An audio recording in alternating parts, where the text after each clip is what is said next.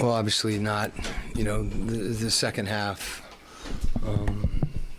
we've got to play at a higher level in a lot of situations, and we've got to do that collectively.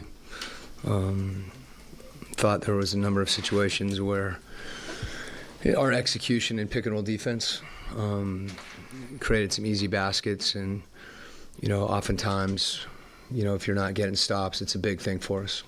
Because right now we really need to be out in transition. That's how the first half went, and that's connected to our defense, and I think that's also connected to our offense. So when we don't get those opportunities, there's a tendency for us to get stagnant offensively, and and we fracture, and but that gets back to collectively executing, whether it be transition defense, pick and roll defense, spacing, cutting. All those things right now are they're essential, particularly when you play a team that's not only got a really good player that gets hot, but also has length and size. Quinn, it seemed like that collective defensive mentality seemed to get that fracture when DeAndre went out a little bit in that second quarter. Just where do you guys channel that next man up mentality, especially considering they know that it's what they need to do? Yeah, well, he's been terrific with his focus defensively. He's playing both ends of the court. He's being aggressive offensively. He dislocated his finger. Same one. Yeah, and came back. Yeah. Which says a lot about him and his competitiveness and his commitment to the group. And that's something that we all have to feel, that level, and we've got to feel it collectively. But he's a competitor. Frustration at the end of the game from Murray and Hunter. Where did that frustration come from?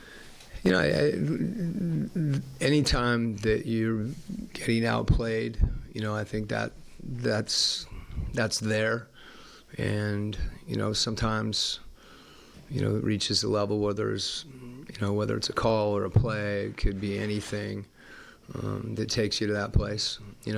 They had obviously control of the game at that point, and in my mind it made sense to substitute, given where we were.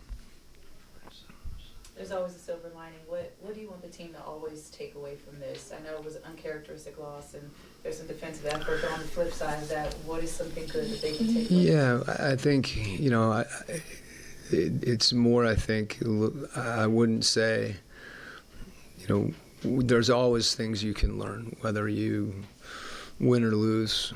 Games like tonight, bring your focus, hopefully even more clarity about what you need to do. And I think we had some stretches where we played really good basketball.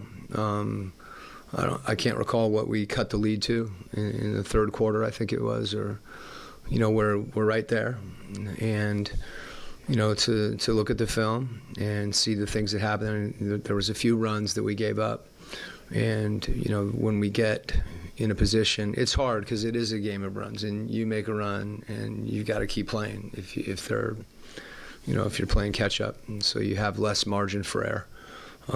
But I think for us to see how we played early in the game, we weren't perfect, but we did some good things, and we've got to do them smarter. We've got to do them for longer. But I don't think it's any one thing.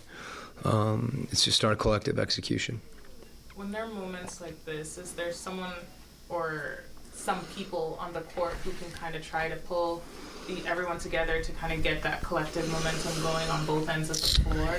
Yeah, we have guys that are, I think our whole group has to allow themselves to be pulled.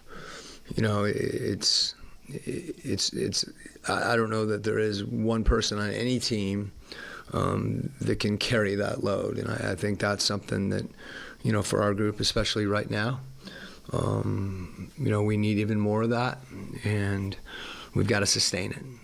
That's the biggest thing, to sustain that focus, which gives you the energy you need to execute. And as I said, our margin for error isn't, it's never great, but at various times it's more difficult than others. And if there is a silver lining, it's more the kind of what you take from things rather than what you're celebrating. There wasn't a lot that we would want to celebrate tonight at the end of this game, but it's really what we do with it.